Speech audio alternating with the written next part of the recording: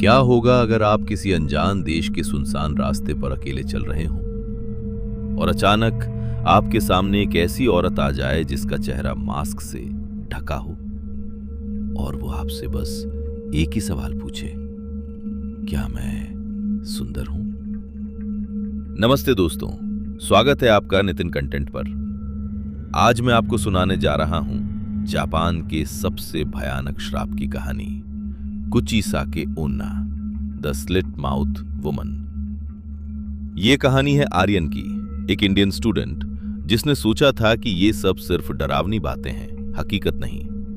पर उस रात उसे समझ आया कि कुछ कहानियां सच में जिंदा होती हैं। आज की इस कहानी को आखिर तक देखिएगा, क्योंकि इस खेल में एक गलत जवाब आपकी आखिरी सांस बन सकता है।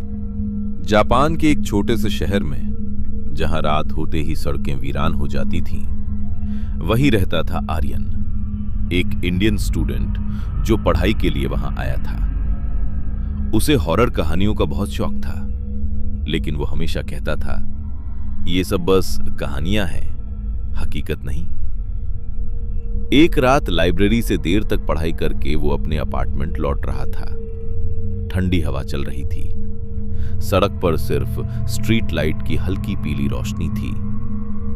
अचानक उसे एहसास हुआ जैसे कोई उसका पीछा कर रहा हो। उसने पीछे मुड़कर देखा। एक औरत, लंबा कोट, चेहरे पर मास्क और आंखें सीधी उसकी तरफ। आर्यन ने कदम तेज कर दिए, पर तभी वो औरत उसके सामने आकर खड़ी हो गई। धीमी ठंडी आवाज में उसने पूछा, क्या मैं सुंदर हूं?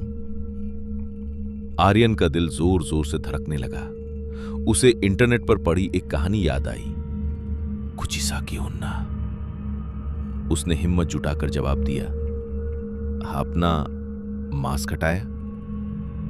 औरत तन की सांस अटक गई। उसका मुंह कान से कान तक कटा हुआ था, खून से सना हुआ, एक डरावनी मुस्कान।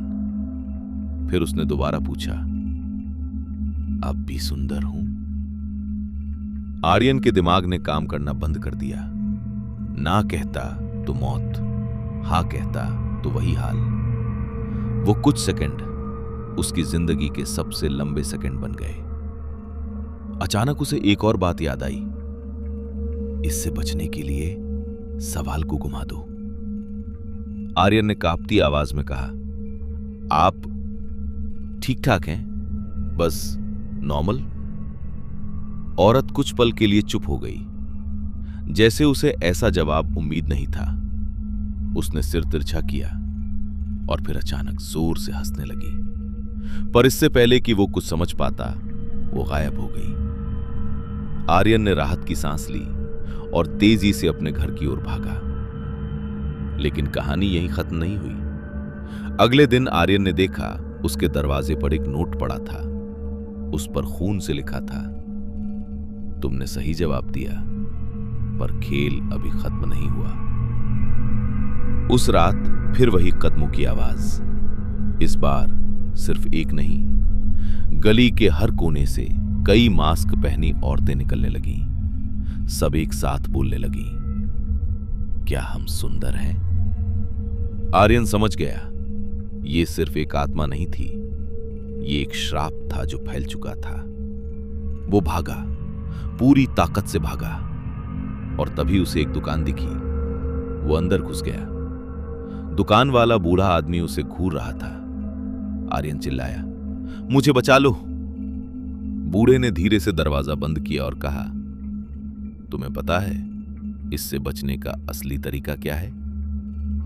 आर्यन ने सिर हिलाया। बूढ़ा मुस्कुराया, उसे कंफ्यूज करो या उसे कुछ दे दो। बाहर से आवाज आई, दरवाजा खोलो। आर्यन कांप रहा था।